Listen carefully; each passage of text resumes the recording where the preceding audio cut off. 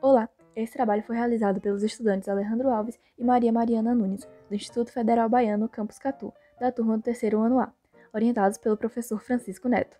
E hoje vamos falar um pouco sobre os quarks.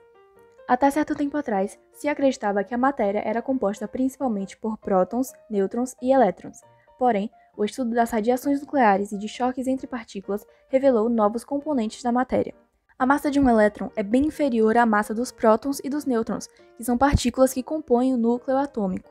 E foi exatamente esse fator que fez com que os estudiosos suspeitassem que essas partículas nucleares fossem compostas por outras.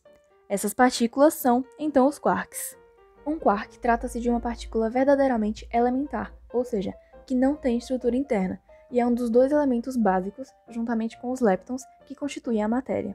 Os quarks se combinam para formar partículas compostas denominadas de hadrons, partículas mais pesadas e maciças de carga inteira. Dois quarks juntos formam mesons.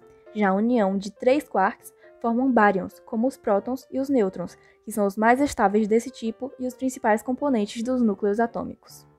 Os quarks podem ser divididos em 6 tipos, porém desse total apenas 2 fazem parte da composição dos prótons e dos nêutrons.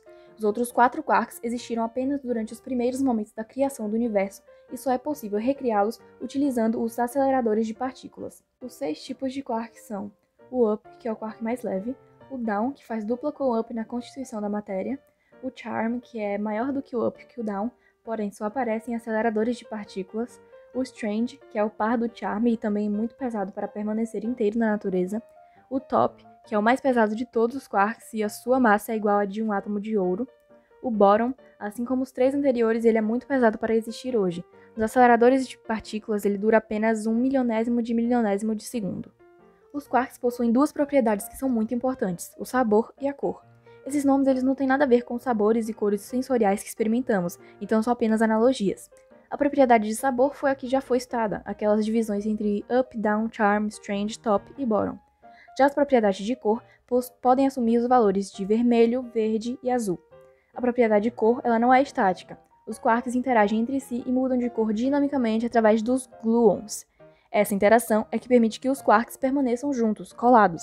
Daí o nome da partícula intermediadora, que é chamada de gluon, que vem de glue, que significa cola em inglês. O estudo dessas interações é chamado de cromodinâmica quântica. Os quarks eles também possuem carga elétrica fracionária, diferente do próton e do elétron, que têm cargas inteiras de +1 e -1, respectivamente. Logo, para se formar um próton, são necessários 2 quarks up, de carga igual a +2/3 cada um, e um quark down, de carga igual a -1/3.